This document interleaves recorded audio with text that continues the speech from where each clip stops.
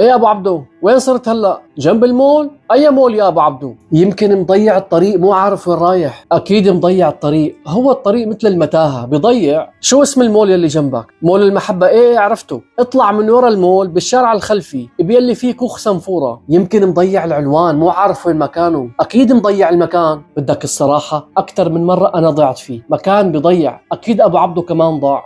ايه يا جماعه الخير، بعرف انه مضيع العنوان.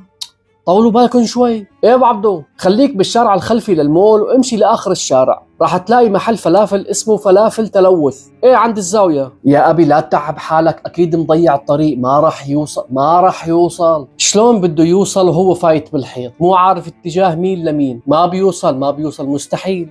بعرف انه مضيع، بعرف. شو هالشغله معكم؟ الله اكبر، بعرف انه مضيع. هش خلاص. ايه يا ابو عبدو، يا اخي لسه ما عرفت الشارع؟ اسأل اي حد عندك. لا تتعب حالك ابي، والله ما راح يوصل، مضيع الطريق، ما في امل. شو هالحكي؟ عم تشرح له على الفاضي، مضيع المكان والزمان والعنوان، ما في مجال. لا تتعب حالك، مضيع المكان. ايه ابو عبدو، بين معك محل الفلافل؟ ممتاز. خلي محل الفلافل على ايدك اليمين وكفي على طول لاخر الشارع لتوصل لموقف الباصات، وبتسأل وين البغل مول. ايوه البغل مول، بعد البغل مول ببين معك محل الاثاث المستعمل.